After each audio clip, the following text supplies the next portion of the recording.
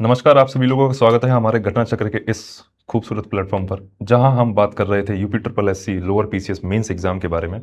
और उसी क्रम को देखते हुए हमने पहली क्लास को कवर किया, जहां पर साइंस एंड टेक की कुछ चीज़ों को, इम्पोर्टेंट चीज़ों को कवर किया है।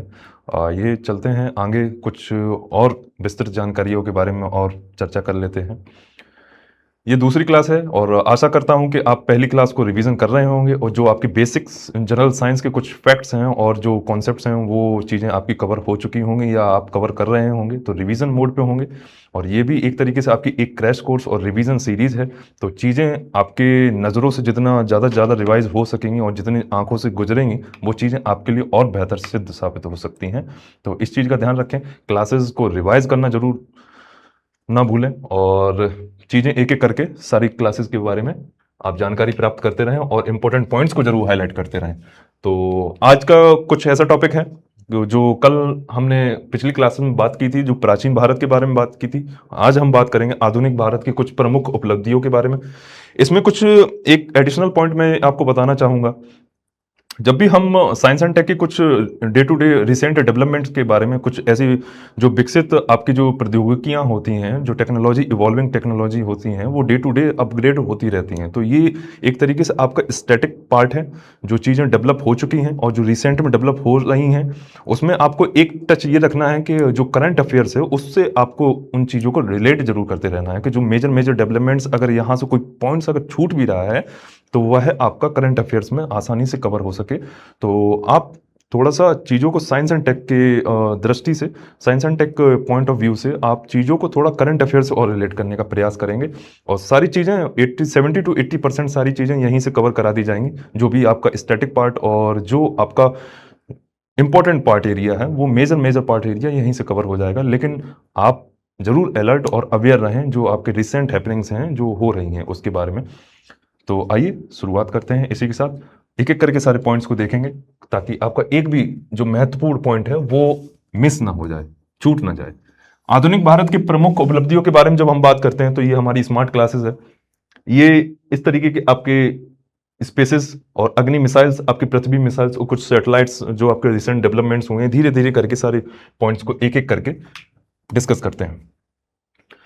अंतरिक्ष विज्ञान एवं परमाणु और रक्षा विज्ञान के क्षेत्र में कुछ ऐसी प्रमुख उपलब्धियां हुई हैं जहां पर भारत का एक अहम रोल रहा है, एक बहुत ही उल्लेखनीय उसकी प्रगति हुई है। तो सबसे पहले, अगर इसरो का नाम वहां ना आए ऐसा हो ही नहीं सकता है, क्योंकि इसरो एक ऐसी नोडल एजेंसी है जहां से आपके जितने भी आपके मेजर डेवलपमेंट्स और मेजर इनिशिएटिव्स लिए जाते हैं वो यहीं से इसरो ही लेता है। उसके बाद आपका हो जाता है डीआरडीओ। एक एक करके सारी चीजों के बारे में बात करते हैं। इसरो ने कम लागत में सफल मिशनों के लिए आपके विश्व में पहचान बनाई। और चंद्रयान 3 के बारे में, सबके बारे में आपने सुना ही होगा, जो कि एक बहुत ही लैंडमार्क आपका सक्सेसफुल रहा था। उसके बारे में, चंद्रयान 3 के बारे में और चंद्रयान 2 के बारे में भी हम आगे क्लासेस में बात करेंगे। लेकिन अभी एक ओवरव्यू ले लेते हैं ताकि चीजें आपके लिए स्पष्ट हो जाएं, सरल हो जाएं, ताकि आपको ये पता रहे कि चीजें आपके ये डिस्कस होने वाली हैं। तो चंद्रयान की सफलता के बारे में बात करेंगे तो भारत ने चंद्रमा के दक्षिणी ध्रुव पर पहुंचने वाला पहला देश बनाया और मंगलयान ने भारत को पहले प्रयास में ही आपके मंगल तक पहुंचाने वाला देश बनाया। ये आपके प्लस पॉइंट्स हैं। और गगनयान मिशन, यानी कि आपका मानव अंतरिक्ष उड़ान की दिशा में आपका एक बहुत बड़ा कदम है, जो कि आपका एक गगनयान आपके बारे में सुना होगा। और आपने एस्ट्रोनॉट शुक्ला जी के बारे में आपने सुना होगा, उसके बारे में आपकी शुभांशु शुक्ला एक बहुत ही इंपॉर्टेंट पॉइंट वहां से हो जाता है, जो कि एक करंट अफेयर का पार्ट है। ये सारी चीजें आपको करंट अफेयर से चीजों को रिलेट करके रखनी है। ये स्टैटिक पार्ट हो गया है, अब आपके करंट अफेयर से चीजों को और रिलेट रखना है। पोखरण, यानी कि परमाणु एवं रक्षा विज्ञान के बारे में जब हम बात करते हैं तो आपके पोखरण परमाणु परीक्षण 1998 के माध्यम से भारत ने स्वयं को परमाणु शक्ति के रूप में स्थापित किया।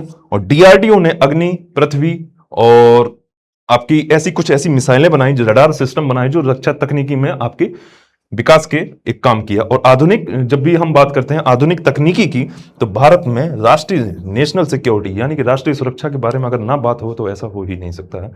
तो एक प्लस पॉइंट ये भी रहता है कि आपका जो राष्ट्रीय सुरक्षा है उसके बारे में इन सब चीज़ों का कहीं ना कहीं योगदान रहता ही है। उस डायरेक्ट संबंध रखता है, डायरेक्ट इंपैक्ट रखता है। अब सूचना प्रौद्योगिकी और चिकित्सा और जैव प्रौद्योगिकी के बारे में जब हम बात करते हैं, यानी कि आपके इंफॉर्मेशन टेक्नोलॉजी और आपके मेडिसिन क्षेत्र में, आपके बायोटेक्नोलॉजी के क्षेत्र में, तो कुछ कुछ ऐसी इंपॉर्टेंट पॉइंट्स हैं जिसके बारे में आप चीजों को ध्यान से देखेंगे तो पाएंगे कि विश्व का प्रमुख आईटी केंद्र बन चुका है आपका भारत, और सॉफ्टवेयर सेवाओं और आपकी आउटसोर्सिंग, यानी कि यहां से टेक्नोलॉजी का आउटसोर्सिंग भी भारत कर रहा है लगातार। और आपके डिजिटल भुगतान, आपके जैसे यूपीआई, यूपीआई के बारे में सभी लोग जानते होंगे, जैसे आपके फोन पे, आपके गूगल पे, उसी एक यूपीआई का एक पार्ट है। एनपीसीआई के बारे में आप जरूर पढ़ लेंगे, और एनपीसीआई से इन सब चीजों को और रिलेट करने का प्रयास करेंगे ताकि चीजें और आपकी बेहतर हो सकें। स्टार्टअप और एआई तकनीक के क्षेत्र में तेजी से विकास हो रहा है। अब मेडिकल क्षेत्र में अगर जब हम बात करते हैं तो आपने कोरोना काल के समय में आपने देखा होगा जो कोविड-19 की जो वैक्सीन थी वह भी उस तरीके से स्वदेशी तरीके से आपकी डेवलप की गई थी, विकसित की गई थी। Serum of institute of India का सबसे बड़ा वैक्सीन में उत्पादन रहा था आपका, और बायोटेक्नोलॉजी और जेनेटिक्स और टेलीमेडिसिन भी इस तरीके से इस क्षेत्र में आपकी प्रगति कर रहे हैं। ये तो हो गई आईटी की बात, आगे चलते हैं। अब कुछ ऐसे प्रमुख भारतीय वैज्ञानिकों का योगदान आप देख लेते हैं। स्मार्ट क्लास का सबसे प्लस पॉइंट यही रहता है कि चीजें आपके सामने होती हैं, तो ये हमारे कुछ आपके प्रमुख भारतीय वैज्ञानिक हैं, एक एक करके सारी चीजों में देखते हैं। आपके सीवी रमन, आपके रमन इफेक्ट के बारे में उन्होंने खोज की थी, जिनको नोबेल पुरस्कार से नवाजा गया था। अब एपीजे अब्दुल कलाम साहब के, इनके बारे में अगर मिसाइल मैन ऑफ इंडिया भी कहते हैं, अगर इनके बारे में अगर ना बात की जाए तो मुझे लगता है ये कुछ अधूरी सी बात रह जाएगी। तो अंतरिक्ष कार्यक्रम में महत्वपूर्ण योगदान दिया उन्होंने। और होमी जहांगीर भाभा भारत के परमाणु कार्यक्रम के जनक रहे, और विक्रम साराभाई और अंतरिक्ष कार्यक्रम की नींव रखी। इनके बारे में साराभाई सेंटर के बारे में आपने बहुत लोगों ने सुना भी होगा, जो आंध्र प्रदेश में स्थित है, जो कि एक वहां से लॉन्च पैड है जहां से मिसाइल्स और आपके अन्य जो सैटेलाइट्स हैं वहां से लॉन्च पैड लॉन्च की जाती हैं। तो इसके बारे में आगे और बात करेंगे और पढ़ेंगे। और रमन इफेक्ट के बारे में आप यहां से देख सकते हैं। अब प्रौद्योगिकी का स्वदेशीकरण, यानी कि इंडियनाइजेशन ऑफ आपका टेक्नोलॉजी, उसका एक एक करके सारे के बारे में बात करते हैं। एक नॉर्मल सी एक परिभाषा जब हम बात करते हैं कि होता क्या है कि प्रौद्योगिकी का जो स्वदेशीकरण है किसी भी देश के लिए आप विकास और आत्मनिर्भरता को एक महत्वपूर्ण एक आधार बनाता है उसका। वह आत्मनिर्भरता जब रखता है तो उसी को हम एक तरीके से आपका स्वदेशीकरण कहते हैं, जब वह निजी चीजों में काम देता है। अब इसके कुछ अर्थ के बारे में जब हम बात करते हैं तो तकनीक जो है वो अपने देश में विकसित करना या विदेश में पहुंचाना, उसकी आवश्यकताओं के अनुसार उस चीज को ढलना, अपने आप को ढलाना, तो उसको हम कहते हैं आपका स्वदेशीकरण। इसके मुख्य उद्देश्य क्या होते हैं?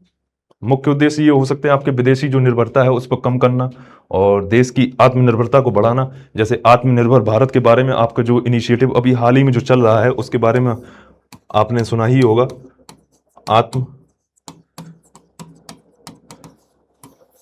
आत्मनिर्भरता के बारे में, आत्मनिर्भरता भारत के बारे में आपने सुना होगा, आत्मनिर्भर भारत। इससे आर्थिक, सामाजिक और आपके पूरे सामरिक क्षेत्रों में मजबूती आती है। और इसरो ने कुछ स्वदेशी रॉकेट आपके उपग्रह विकसित किए हैं, जैसे कि आपका चंद्रयान-3 गगनयान मिशन इसके उत्कृष्ट उदाहरण भी है। डीआरडीओ ने तेजस लड़ाकू विमान, आपके अग्नि मिसाइल, आपके अर्जुन टैंक जैसे स्वदेशी हथियार विकसित किए हैं। यूपीआई आधार जैसी प्रणालियों को स्वदेशीकरण किया है। और भारत आईटी और सॉफ्टवेयर सेवाओं में भी विश्व में अग्रणी बनता जा रहा है और बन चुका है। ये कुछ पॉइंट्स। अब नवीन प्रौद्योगिकी का विकास, यानी कि न्यू टेक्नोलॉजियों जो आपकी हुई हैं उनके बारे में एक एक करके बात करते हैं। जो द्वि उपयोगी और तकनीक उपयोगी आपके उपयोग प्रौद्योगिकियां हैं। आज का युग जो है वो तेजी से बदल रहा है और आपका जो टेक्नोलॉजिकल एरा है, जो आर्टिफिशियल इंटेलिजेंस का जो एआई का एरा है, यहाँ से इस चीज़ को समझ सकते हैं कि जैसे चैट जीपीटी आपकी हो गई और एआईज हो गई, जहाँ पर एक तरीके से आपका जो टेक्नोलॉजी है वो लगातार बढ़ती चली जा रही है। रोबोटिक्स हो गए आपके, ड्रोन्स हो गए आपके, और सैटेलाइट्स हो गई। ये कुछ ऐसी चीज़ें हैं जो आपकी न्यू इमर्जिंग टेक्नोलॉजीज हैं। एक एक करके सारी चीज़ों के बारे में बात करते हैं। आज का युग तेजी से बदल रहा है तकनीकों के लिए, और किसी भी देश की प्रगति, आर्थिक विकास या राष्ट्रीय सुरक्षा काफी हद तक उसकी वैज्ञानिक तकनीकी क्षमता पर निर्भर करती है, जाहिर सी बात है। और भारत में नई नई ऐसी प्रौद्योगिकियां हैं जो इन पर जोर दे रहे हैं, जैसे कि आपकी आत्मनिर्भर और प्रतिस्पर्धी बन सकें।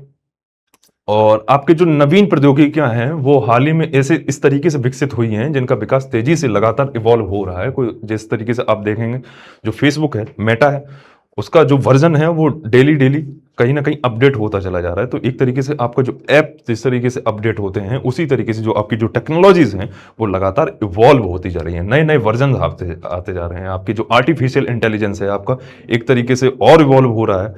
और आने वाले समय में मुझे लगता है कि बहुत लोगों ने रोबोट की एक मूवी भी देखी होगी, उस तरीके से उस चीज़ को कनेक्ट भी कर पाएंगे। तो चीज़ें आपकी और इवॉल्व होती चली जा रही हैं, विकसित होती चली जा रही हैं। आर्टिफिशियल इंटेलिजेंस और आपका एआई मशीनों को सोचने और निर्णय लेने में सक्षम बनाती है। ये कुछ पॉइंट्स ऐसे हैं जो न्यू टेक्नोलॉजी इमर्जिंग हैं। अब उभरती और द्वि उपयोगी आपकी प्रौद्योगिकियों के बारे में जब हम बात करते हैं तो ये क्या है, कहता है आपका एक सबसे पहला आपका पॉइंट आता है रोबोटिक्स, यानी कि उद्योगों में स्वच्छ चालन और उत्पादन बढ़ाने में मदद करता है। आपका बायोटेक्नोलॉजी के बारे में बहुत लोगों ने सुना होगा। बायोटेक्नोलॉजी जो आपकी दवाइयों और वैक्सीन और कृषि में सुधार का एक माध्यम होता है। और ब्लॉकचेन के बारे में, क्रिप्टो करेंसी के बारे में बहुत लोगों ने सुना होगा, और अगर नहीं सुना है तो इस चीज को आप जरूर सर्च करें, क्रिप्टो करेंसी और आपकी बिटकॉइन, क्योंकि ये आपके करंट अफेयर्स के पार्ट है। यहां से आपके सिर्फ और सिर्फ स्टैटिक कंप्लीट होगा और जो बेसिक्स आपके कंप्लीट होंगे, और इसके साथ साथ जब आप चीजों को और रिलेट कर पाएंगे तो आप ये बेहतर तरीके से समझ पाएंगे कि करंट अफेयर्स में जो चीजें होती हैं वो यहीं से आधारित होती हैं। अब बायोटेक्नोलॉजी के बारे में जब हम बात करते हैं तो बायोटेक्नोलॉजी से जब आपने चीजों को समझा कि यह है दवाइयों, वैक्सीन और आपके कृषि में सुधार के लिए एक टेक्नोलॉजी का एक प्रकार होता है। अब आपको यह चाहिए कि जो एक अभ्यर्थी है वो है जो आपके करंट अफेयर्स में कुछ उससे रिलेटेड आपके कुछ रिसेंट डेवलपमेंट्स हुए हो, कुछ इवॉल्विंग टेक्नोलॉजी उससे रिलेटेड और आई हो, तो उस चीज को आप रिलेट कर लें और यहां अपने नोट्स में हाईलाइट कर लें, और हाईलाइट करते हुए चीजों को नोट डाउन कर लें। वहां से आपकी सारी चीजें एक कंप्लीट प्रिपरेशन हो सकती है। चलिए आगे बढ़ते हैं। द्वि उपयोगी प्रौद्योगिकी वो तकनीकी होती है जिनका उपयोग आपके नागरिक एवं सैन्य दोनों क्षेत्रों में किया जाता है, जैसे आपका जीपीएस लोकेशन, आपके ड्रोन खेती में छिड़काव के लिए, फोटोग्राफी और सीमा सुरक्षा के लिए भी यूज किया जाता है। आपका जीपीएस सिस्टम आम लोगों के लिए नेविगेशन और सेना के लिए एक मार्गदर्शन, उपग्रह सैटेलाइट आपके मौसम पूर्वानुमान, संचार एवं सैन्य निगरानी के लिए, और साइबर तकनीक आपके ऑनलाइन सुरक्षा एवं आपकी जो रक्षा क्षेत्र है उसके लिए बढ़ावा देने के लिए। अब अंतरिक्ष प्रौद्योगिकी और प्राकृतिक संसाधन प्रबंधन जो है आपके, यानी कि स्पेस टेक्नोलॉजी और आपके नेचुरल रिसोर्सेज की जो मैनेजमेंट एरियाज हैं वो किस तरीके से चीजों को डिफाइन होते हैं, आप देख सकते हैं। स्मार्ट क्लासेस की सबसे खास बात यह है कि अगर ये सैटेलाइट है, अगर ये इस एरिया पर दिया जा रहा है, तो जीपीएस की किस तरीके से आपकी जो इमेज फॉर्म होती है, जहां से आप एक तरीके से आप वहां से हीट का जो टेम्परेचर का एक मैप है वो ले सकते हैं, एक ओवरऑल एरिया ले सकते हैं, कृषि, वन, जल और आपकी मिश्रित वेब, इस तरीके से आप डिजाइन करके चीजों को आ सकता है। और ये सारी की सारी चीजें आपके एआई यानी कि इमर्जिंग टेक्नोलॉजी से संभव हो पाती है। तो यह काफी कलरफुल है। अब एक एक करके सारे के बारे में बात करते हैं। तो आपके जो अंतरिक्ष प्रौद्योगिकी है उसने आपके जो प्राकृतिक संसाधनों का आपको मानचित्र और प्रबंधन में क्रांति लाई है, जाहिर सी बात है। और यह एक पृथ्वी और अंतरिक्ष से जुड़े हुए डेटा को, एक कंप्लीट डेटा को आपको कलेक्ट भी करता है, आपके संचालित करने में, उनकी व्याख्या करने को आपके प्रदान भी करता है, और प्राकृतिक संसाधनों के जो आपके उपयुक्त मापदंड हैं उनको भी एक तरीके से व्यवस्थित ढंग से करता है। अब एक एक करके सारे पॉइंट्स को बात कर लेते हैं। तो वही चीज दी गई है, आपके मानचित्र और प्रबंधन में आपकी क्रांति लाई गई है, और आपके डेटा को एकत्रित किया गया है, उनकी व्याख्या और उनको संचालित व्याख्या करना, और उपयुक्त मापदंड को तय किए जा सकते हैं, जिससे उसका एक मुख्य रूप क्या हो सकता है, आपका जो जलवायु परिवर्तन जो हो रहा है, जो क्लाइमेट चेंज हो रहा है, उसको रोकना, आपके जल स्रोतों का संरक्षण करना, अध्ययन करना, और जैव विविधता का मानचित्र और ब्रह्मांड का अध्ययन करना, और संचार एवं नेविगेशन जैसी सेवाएं उपलब्ध कराना। ये कुछ ऐसी सेवाएं हैं, और इस तरीके से चीजों को आपके इमेज फॉर्म में दे दिया गया है, जो कि आप आसानी से देख सकते हैं। अब अंतरिक्ष प्रौद्योगिकी कि आपकी कुछ प्रमुख उद्देश्य और भी होते हैं, तो उनके बारे में एक एक करके वजह से बात करेंगे। तो आपके मूल उद्देश्य आपके वैज्ञानिक अन्वेषण और आपके अनुसंधान को आगे बढ़ाना और ब्रह्मांड के रहस्यों को समझना और अध्ययन करना, यह भी एक अहम पॉइंट है। मानव समाज को विज्ञान और तकनीकी क्षेत्र में नए ज्ञान की प्राप्ति कराती है और यह अंतरिक्ष से संबंधित तकनीकों का विकास करती है और आपकी यह राष्ट्रीय सुरक्षा व रक्षा तंत्र को सशक्त बनाने में भी आपका उपयोगी आधार प्रदान करती है। ये कुछ ऐसी चीजें हैं। अब इसके बाद अंतरिक्ष संरचना के अंतर्गत कुछ आपके दैनिक जीवन में कुछ उपयोग होते हैं, उसके बारे में एक एक करके सारी चीजों के बारे में बात करेंगे। तो आपके सबसे पहला तो आपका जीपीएस, लंबी दूरी संचार और मौसम का प्रसारण जो है, और आपके दूर संवेदी संवेदना, कुछ ऐसे आपके स्पेस टेक्नोलॉजी के आपके जो डे टू डे लाइफ में जो चीजें आपके उपयोग में रहती हैं, यूजेस में रहती हैं, वह आपके सामने दी गई हैं। जैसे आपके मौसम विभाग जो हो गया, और जो सैटेलाइट्स जो स्पेस से ही चीज़ों को बता देती हैं कि चक्रवात आने वाला है कि नहीं आने वाला, बारिश कितनी होगी कितनी नहीं होगी, वह एक तरीके से आपका एक पूरा खाका तैयार करता है। और यही सारे पॉइंट्स आपके दिए गए हैं जिनको हम, इसका लाभ दैनिक जीवन में आपके अंतरिक्ष संरचना के रूप में दिखाई देता है। आपके दूर संवेदी जो हमने इस पॉइंट्स के बारे में बात की है, तो वह आपके सारे जीवन में इस स्लाइड्स में दिखाया गया है। जब आगे बढ़ते हैं तो अंतरिक्ष विज्ञान व प्रौद्योगिकी के आपके अनुप्रयोग क्षेत्र और कौन कौन से होते हैं, तो यह आपके इस इमेज में पूरे दिए गए हैं। अगर आप एक एक चीज को देखेंगे, आपके रॉकेट प्रक्षेपण, आपके उपग्रह आधारित संचार, आपके कृषि जलवायु अध्ययन, आपके मौसम संबंधी अवलोकन, नगरीकरण व्यवस्थापन और खगोलीय अध्ययन, और आपके चौकसी तथा प्रतिरक्षा एकदम आपके सामरिक मुद्दे।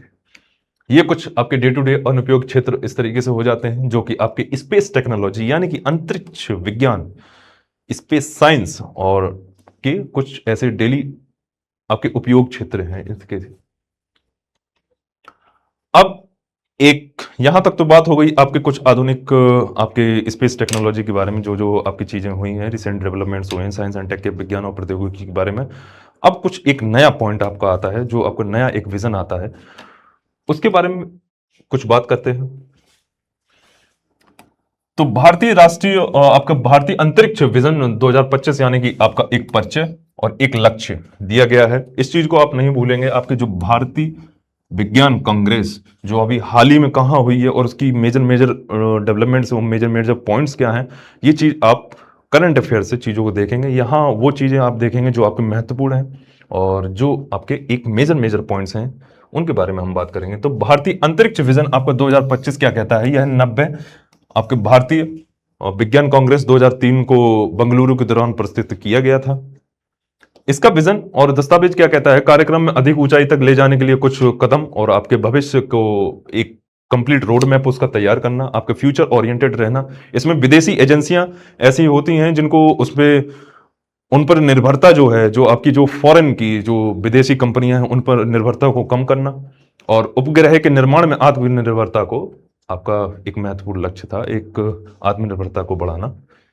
इस विजन का एक खाका तैयार था।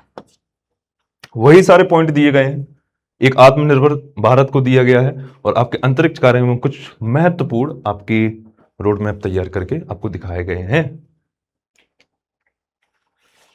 अब भारतीय अंतरिक्ष विजन की जब हम बात कर लेते हैं, तो आपके कुछ प्रमुख क्षेत्र कौन कौन से आते हैं आपके, तो एक एक करके सारे के बारे में बात कर देंगे। आपके प्राकृतिक संसाधन प्रबंधन, मौसम और जलवायु परिवर्तन अध्ययन हेतु उन्नत इमेजिंग क्षमता, आपके सौर प्रणाली एवं ब्रह्मांड की समझ को प्रकृष्ट करने हेतु अंतरिक्ष विज्ञान मिशन, आपके ग्रामीण जुड़ाव और सुरक्षा आवश्यकताओं के मोबाइल आवश्यक हेतु उपग्रह आधारित संचार एवं नेविगेशन, आपके ग्रह की खोज का अनुसंधान एवं आपका पुनर्योज्य विमोचन यान तकनीक और आपका भारी विमोचन यान तथा मानव अंतरिक्ष उड़ान। ये कुछ इसके फोकस एरिया थे जो आपके विजन 2025 एक खाका तैयार किया गया था, जो कि आपके इंडियन साइंस कांग्रेस में वह आपके सामने है।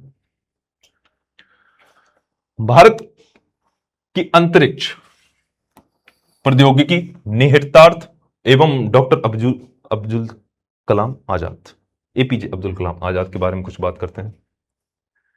ये आप कुछ स्पेस मिशन आप देख सकते हैं, चंद्रयान 1, चंद्रयान 2, चंद्रयान 3 और मंगलयान, गगनयान, नाविक और रोहिणी। ये आपके कुछ ऐसे स्पेस आपके जो मिशन हैं उनके बारे में है। और निहितार्थ, अब एक एक करके सारे पॉइंट्स को अगर हम देखें तो समाहित करें तो प्रौद्योगिकी, भारत अंतरिक्ष प्रौद्योगिकी की गति से बढ़ रहा है, किंतु विकसित देशों की तुलना में इसका स्तर अभी भी कम माना जा रहा है, धीरे धीरे इवॉल्व कर रहा है। तो आपके भारतीय मिशनों की कुछ प्रमुख उद्देश्य आपका क्या क्या होते हैं? जो आपके लैंड सर्वे आपका हो गया, भूमि सर्वेक्षण हो गया, निर्देशांक प्राप्ति हो गया, संचार उपग्रह और उपयोगिता अनुसंधान हो गया। आपका चंद्रयान, ये कुछ आपके ऐसे मिशंस दिए गए हैं जो यहां पर हैं, आपके मंगलयान, रोहिणी, नाविक, आपके गगनयान। और इसके जो अंतर्राष्ट्रीय स्पर्धा है, जो आपकी प्रतिस्पर्धा के लिए अधिक प्रगति तथा आपके जो नए अवसर हैं उनकी खोज आवश्यकता है, और लगातार वो चीजें इवॉल्व हो रही हैं, विकसित हो रही हैं। अब एपीजे अब्दुल कलाम का कुछ आपका योगदान के बारे में जब हम बात करेंगे तो इनको मिसाइल मैन ऑफ इंडिया ऐसे ही नहीं कहा जाता है, क्योंकि इन्होंने मिसाइल का एक बेहतर, एक पहला बोल्ड इनिशिएटिव इन्होंने लिया था, मेजर योगदान इन्हीं का है सर का। तो जब सब कलाम साहब के जब योगदान के बारे में जब बात करते हैं तो ये कुछ मिसाइल्स हैं आपकी, जो अग्नि, नाग, आकाश और पृथ्वी, तो ये डेवलप इन्हीं के योगदान से हुई हैं। और आपके चंद्रयान 1 और मंगलयान के माध्यम से आपके अंतरिक्ष क्षेत्र में भारत की उपलब्धियों को प्रेरित करता है, किया है। तो ये स्लाइड में यहां तक, आगे और बढ़ते हैं तो आगे देखते हैं आपका अंतरिक्ष अन्वेषण का भविष्य और भारत की भूमिका। अब एक एक पॉइंट को अगर जैसे हम बात करें तो भारत का अंतरिक्ष कार्यक्रम लगभग 6 दशकों से आपके वैश्विक स्तर पर तेजी से उभर रहा है। और इसकी शुरुआत कहां से हुई है, आप इसको जरूर हाईलाइट रखें।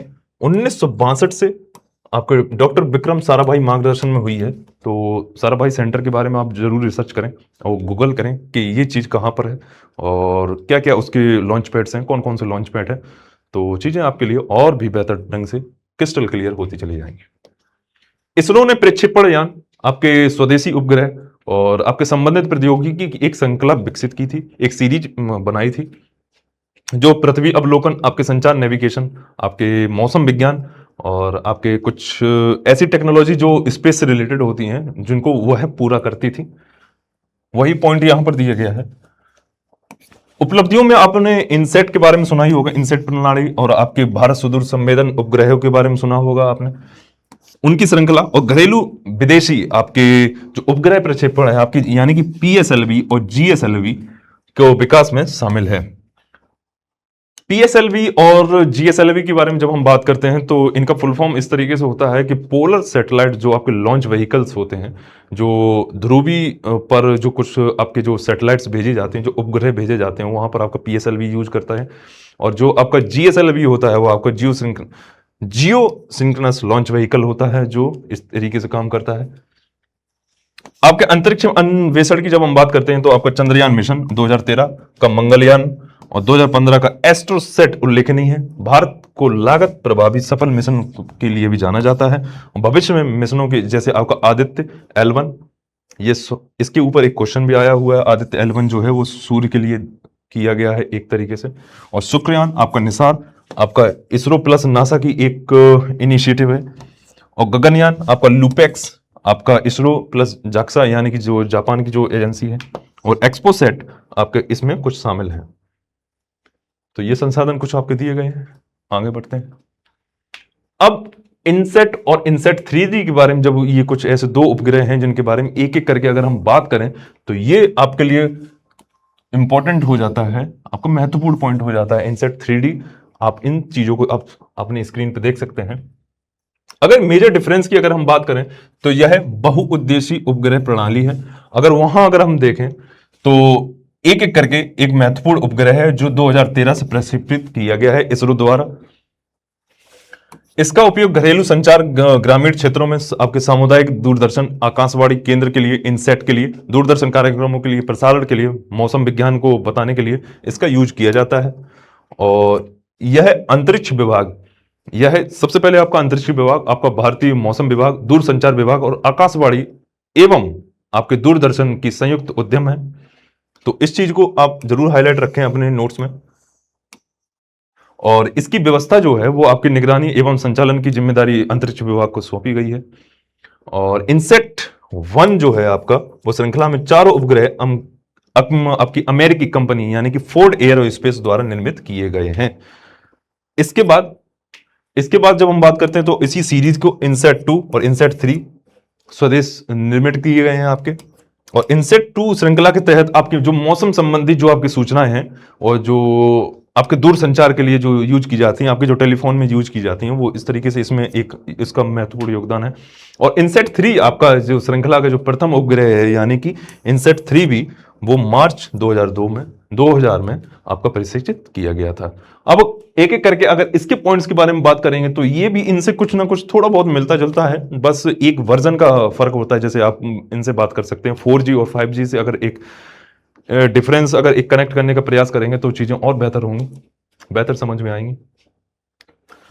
3D की जब हम बात करते हैं तो आपके एक मौसम उपग्रह के रूप में एक वर्णित किया गया है और यह जो है भारत की सीमाओं के रहते हुए आपके मौसम पर नजर रखता है। इसमें उच्च संकल्पीय कैमरे होते हैं। यह आपदाओं के लिए निरीक्षण के लिए मदद करता है और जैसे आपकी वायुमंडलीय धाराएं, बर्फबारी, तूफान, बारिश के अनुमानित रेखाएं और आपके अन्य मौसम विश्लेषण का आपका जो डाटा है उसको भी आपको उपलब्ध कराता है। इसकी उपयोगिता में समयबद्ध सटीक आपकी मौसम और पूर्वानुमान, तुरंत मूल्यांकन और आपातकालीन आपकी जो परिस्थितियां होती हैं उनको भी एक तरीके से एक पूर्वानुमान आपका लगाता है और समग्र रूप से इसे मौसम विज्ञान के क्षेत्र में एक बड़ा योगदान देते हैं। तो यह है आपका इनसेट 3D।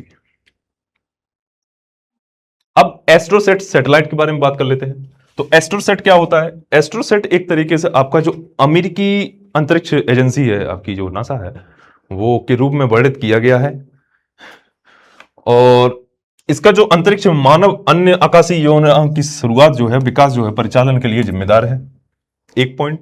और आपका एक गहन अंतरिक्ष अनुसंधान का विकास करना बताया गया है जिसमें विज्ञान, नैतिकता एवं अर्थशास्त्र का समन्वय है। मानव यात्रा को संभव और सुरक्षित बनाना इसका प्रमुख उद्देश्य माना जाता है।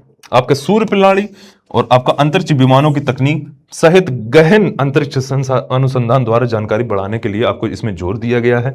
और पृथ्वी से गहन अंतरिक्ष में जाने वाले आपके मिशनों के लिए एक तकनीकी प्रोवाइड कराना, एक नैतिक और अर्थशास्त्री आपको सिद्धांतों का विकास करना भी एक तरीके से एक इसका एस्ट्रोसेट का एक प्रमुख उद्देश्य है। ये कुछ पॉइंट्स हैं जो आप देख सकते हैं। अब बात करते हैं आपके हबल स्पेस दूरदर्शी के बारे में। मैं पहले भी बताना चाहूंगा कि ये कुछ ऐसे आपके रिसेंट डेवलपमेंट्स हैं जिनको उठा के आपको स्टैटिक एक तरीके से तैयार किया गया है। अगर आपको करंट अफेयर से चीज़ों को आप और बेहतर ढंग से आप रिलेट कर सकेंगे तो चीज़ें आपके लिए बहुत ही आसान हो जाएंगी। जो साइंस एंड टेक से जो क्वेश्चन आने हैं वो इसी तरीके से फॉर्म होंगे और यहीं से आएंगे आपको। तो इस चीज़ का जरूर ध्यान रखें, इसको करंट अफेयर से जरूर रिलेट रखें आपको। जैसे हबल स्पेस जो आपकी दूरदर्शी थी, टेक्नोलॉजी थी, ये एक मेजर लैंडमार्क था आपके हिस्ट्री में। तो इस वजह से इन चीज़ों को उठा के यहाँ पर आपको डिफाइन किया गया है। और सारी चीज़ों को अगर एक ही क्लास में समाहित करें तो ये क्लासेस इतनी जल्दी खत्म भी नहीं होंगी और लगातार चलती रहेंगी। तो आप स्मार्ट हैं, इन चीज़ों को समझ सकें। तो करंट अफेयर से इस चीज़ों को जरूर रिलेट कर रखें। एडविन, इसके बारे में जब हम बात करते हैं तो हबल स्पेस दूरदर्शी का नाम जो खगोल शास्त्री आपके एडविन हबल ने रखा था और इसे अंतरिक्ष में स्थापित होने वाली आपका टेलीस्कोप वेधशाला के रूप में वर्णित किया जाता है।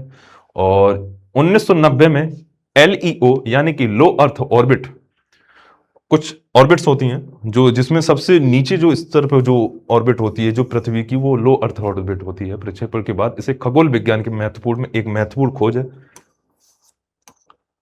और यह नासा के आपके ग्रेट ऑब्जर्वेटरी प्रोग्राम का एक हिस्सा बनाया गया था जिसमें 4 अंतरिक्ष आधारित वेधशालाओं का एक समूह भी है और प्रत्येक वेधशाला ब्रह्मांड के अलग अलग तरीके से नजर रखती है। और यह आकार में लगभग स्कूल बस जितना बड़ा है, यानी कि 13.3 मीटर और 2.4 मीटर का दर्पण है। यह दूर स्थित सितारों, आकाशगंगाओं और ग्रहों को देखकर ब्रह्मांड को समझने में तथा खगोल विदों को मदद करने में एक प्रमुख भूमिका निभाता है। और आम लोगों के लिए नासा किसी भी व्यक्ति को हबल डेटाबेस प्राप्त करने की अनुमति देता है और नई आकाशगंगाएं, नए सितारे, सौर मंडल ग्रह, आपके असामान्य, आपकी जो अंतरिक्ष जिसमें भी आपके स्पेस में क्या क्या चीजें घटित हो रही हैं जो अनप्रेसिडेंटेड हैं, आपकी असामान्य हैं, उनको पता लगाने में भी एक तरीके से आपका जो हबल स्पेस जो दूरदर्शी है वो एक तरीके से योगदान देता है, महत्वपूर्ण भूमिका निभाता है। अब वी सेट के बारे में जब हम बात करते हैं तो आपका वेरी स्मॉल अपर्चर टर्मिनल, तो ये वी सेट एक तरीके से आपको डिश टीवी की तरह होता है। तो वी सेट के बारे में जब हम बात करते हैं तो यह एक संचार तकनीकी है जो उपग्रह तथा जमीन पर स्थित घटकों की सहायता से दूर दराज क्षेत्रों में प्रभावी संचार उपलब्ध कराती है। इसके कुछ दो मुख्य घटक हैं। पहला घटक आपका होता है उपग्रह की एक सीधी दृष्टि रेखा से बाहर स्थापित आपका ट्रांसीवर, और दूसरी घटक आपके घर के अंदर जो आपका रखा गया उपकरण होता है जो है आपका ट्रांसवीवर, और उपयोगिताओं के आपका संचार उपकरण के बीच में आपकी इंटरफेसिंग कराता है। यह डिश टीवी की तरह होता है। वीसेट का महत्व और उपयोग क्या है? यह जो दुर्गम है, आपके जो दूर दराज आपके जो स्थान है उन पे दूर संचार एवं आपके इंटरनेट को कनेक्टिविटी को निर्धारित करना, उनको प्रोवाइड करना, उपलब्ध कराना, और जो आपका एक तरीके से आपके जो बीसेट आपकी जो कनेक्टिविटी का एक वैकल्पिक माध्यम है उसको प्रस्तुत करता है। और इसका उपयोग जो है वह है समुद्र में तथा तेल रिंगों में, आपके उपयोगिता सेवाओं में के दूरस्थ आपके स्थानों पे ये चीज संचार के लिए किया जाता है। समुद्र पहाड़ी क्षेत्रों में स्थित आपके सशस्त्र बलों में द्वारा भी इसको यूज किया जाता है, और समुद्र में संचालन के समय आपकी नौसेना द्वारा इसका उपयोग भी किया जाता है। और आपदा राहत कार्यों में, आपके औद्योगिक अनुप्रयोगों में, आपके जो महासागरों के जो अंटार्कटिका में कुछ खोज के लिए, रिसर्च के लिए, दूरस्थ जो क्षेत्रों में जो आपके वैज्ञानिक हैं, दूरस्थ आपके जो वैज्ञानिक हैं उनके अध्ययन के लिए आपकी जो लगातार उसकी जो दूर संचार जो रिसर्च हो रही है उनको सुनिश्चित भी कराने में आपका एक मदद करता है वीसेट। अब भारत की कुछ अंतरिक्ष आपकी स्टेशन योजनाएं क्या कहती हैं? भारत एक अपना एक अलग अंतरिक्ष स्टेशन बनाने की इच्छा रखता है। इंटरनेशनल स्पेस स्टेशन के बारे में सभी लोगों ने सुना होगा, ISS। इसके बारे में जरूर आप रिसर्च करें, गूगल करें, देखें। इसके लिए आपको माइक्रोग्रेविटी प्रयोग का एक छोटा सा मॉड्यूल लॉन्च करने की बात कही गई है। जैसे गगनयान है, गगनयान का लक्ष्य क्या था? 2 से 3 लोगों को आपके 7 दिनों के लिए आपका अंतरिक्ष में भेजना था, जिसमें अंतरिक्ष में आप लगभग 300-400 किलोमीटर की निचली पृथ्वी यानी कि लो अर्थ ऑर्बिट में रखा जाना था। और एजेंसी का आपका जो गगनयान के मिशन के बाद सरकार को एक विस्तृत रिपोर्ट सौंपता, और वह अंतरिक्ष स्टेशन को स्थापित करने में एक मदद करता। आपके प्रस्तावित जो आपकी कुछ 1.1 ये दिया गया है कि आपके भारतीय अंतरिक्ष स्टेशन को आपको अंतरराष्ट्रीय अंतरिक्ष स्टेशन से छोटा बताया गया, यानी कि छोटा बनाया जाना है। और इसका उपयोग जो है वो आपके सूक्ष्म ग्रेविटी यानी कि माइक्रो ग्रेविटी प्रयोगों पर आपके किया जाएगा, ना कि आपके अंतरिक्ष पर्यटन के लिए। ये पॉइंट यहां पर आपको हाईलाइट रखना चाहिए। प्रारंभिक योजना के अनुसार आपका जो अंतरिक्ष यात्री हैं उसमें आपको 20 दिनों तक रहने की सुविधा देने की बात कही गई है। इसमें गगनयान मिशन का आपका प्रसार के रूप में देखा जाता है। अब अंतरिक्ष स्टेशन का आपको कुछ ऐसा महत्व है जिसके बारे में एक एक करके बात करते हैं। तो आपकी जो अंतरिक्ष अन्वेषण है एक महत्वपूर्ण भूमिका निभाता है आपका जो अंतरिक्ष मिशन है, और यह भविष्य के लिए मानव अंतरिक्ष मिशनों में एक लंबे समय तक जारी रखने के लिए आपको एक सहायता प्रदान कराता है। यह एक माइक्रोग्रेविटी प्रयोगों के माध्यम से आपके प्रयोग उपयोगिता को बढ़ाता है, और जो आपका जल शोधन, आपके बायोटेक के संबंधित नवाचारों और तथा जो आपकी जो तकनीक विकास है उसमें इसमें मदद मिलती है, जिससे आपके जो आकाशीय पिंड हैं उनके अध्ययन करने में आपका एक महत्वपूर्ण भूमिका निभाता है। और जो है स्वदेशी अंतरिक्ष क्षेत्र में अंतर्राष्ट्रीय स्तर पर आपकी जो भारत की जो इमेज है, भारत की जो छवि है, उसको बढ़ाने में, उनको सुधारने में भी मदद करता है। अंतरिक्ष शक्ति एक तरीके से आपका जो स्पेस पावर, एक तरीके से जो आपकी स्पेस पावर जो सॉफ्ट पावर होती है उसके रूप में भी एक उभर के आता है। अपनी अंतरिक्ष क्षमता के बल पर अन्य देश जैसे वाणिज्यिक संबंधों जैसे कॉमर्शियल रिलेशंस आपके राजस्व अर्जित करते हैं, उसी प्रकार से भारत भी उसी तरीके से कर सकता है। इसके माध्यम से आपके जो विकासशील देश हैं वह अपने पक्ष रखने में और अर्थव्यवस्था सुधारने में एक महत्वपूर्ण भूमिका भी निभा सकते हैं। यानी कि अंतरिक्ष स्टेशन को लॉन्च करने के कुछ ऐसे महत्व दिए गए हैं जिनसे आपकी चीजें जो हैं वो विकासशील देशों के लिए एक तरीके से एक योगदान साबित होंगी। अब अंतरिक्ष आधारित इंटरनेट, इनके कुछ ऐसे लाभ दिए गए हैं। तो आइए देखते हैं स्पेस बेस्ड इंटरनेट क्या कहता है। इसके लाभ जो हैं, आपको बेहतर पहुंच, आपके अत्यधिक वहनीयता यानी कि 24/7 उपलब्धता, आपके इंटरनेट ऑफ थिंग्स के बारे में हमने पिछली क्लास में बात की थी। वो जो स्पेस बेस्ड आपके जो इंटरनेट होते हैं उसके कुछ ऐसे प्रॉफिट होते हैं वो जो आसानी से बिना रुके, और जो एक लेटेंसी पीरियड होता है जिसमें वो प्रोसेसिंग होती है वो भी कम हो जाती है। तो ये किससे संभव हो सकता है? आपका अंतरिक्ष आधारित इंटरनेट से। अंतरिक्ष आधारित इंटरनेट यही बात करता है। भारत में अधिक ग्रामीण भारतीयों के पास इंटरनेट उपलब्ध नहीं है, अभी भी उसकी पहुंच नहीं है। तो ये स्पेस बेस्ड आपका इंटरनेट उस चीज को आसान बना सकता है। और जो फाइबर ऑप्टिकल केबल्स हैं, आपके जो वायरलेस नेटवर्क जैसे आपकी पारंपरिक तरीकों से दूरगम क्षेत्रों को पहुंच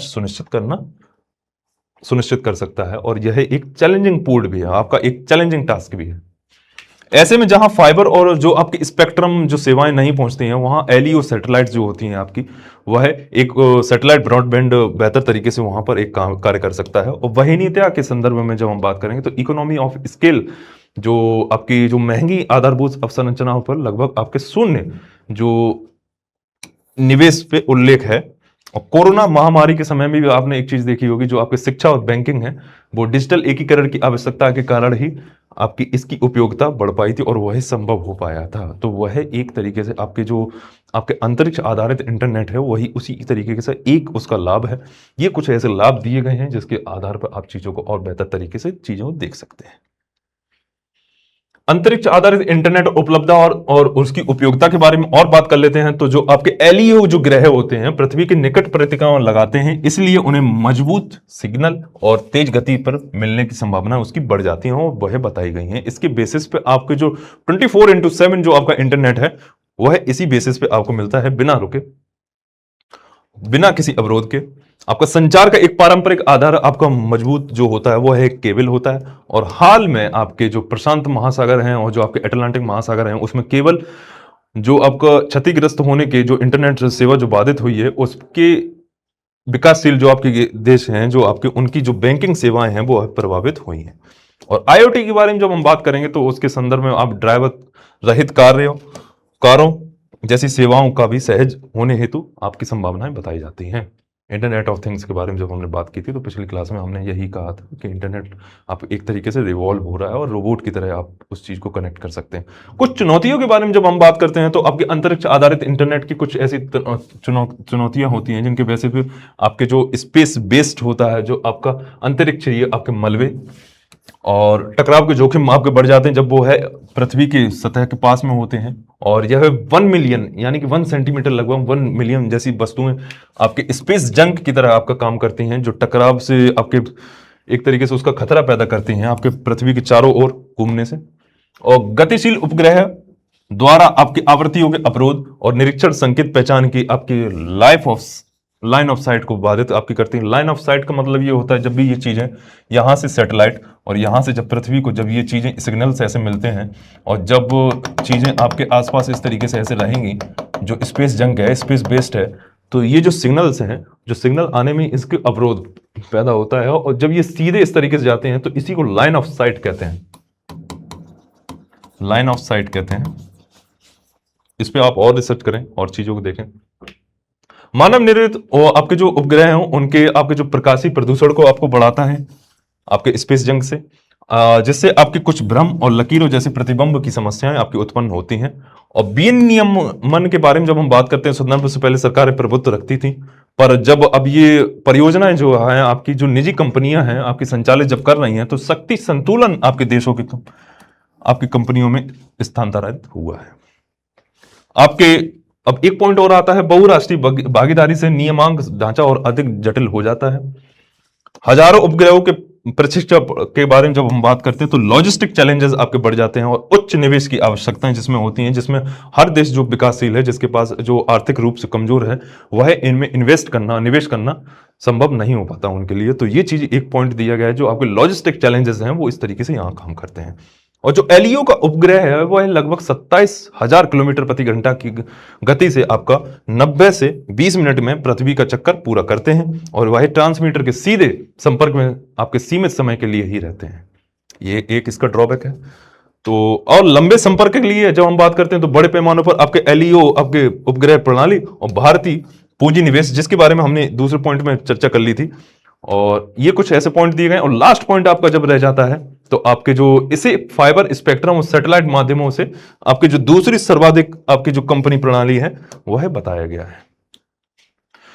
तो जैसे हम बात करते हैं हर सिक्के के दो पहलू होते हैं, तो कुछ चुनौतियां भी होती हैं। अगर जैसे लाभ अगर हमें उससे मिल रहा है तो कुछ ऐसी चुनौतियां भी जैसे होती हैं। तो लेकिन अगर धीरे धीरे जैसे जैसे टेक्नोलॉजी इवॉल्व करेगी तो टेक्नोलॉजी जब मैक्सिमम पॉइंट पे जब पहुंच जाएगी तो इसका की निवारण जब किया जाएगा तो निवारण भी इसका संभव हो सकेगा। लेकिन कुछ ऐसी चुनौतियां जरूर हैं। तो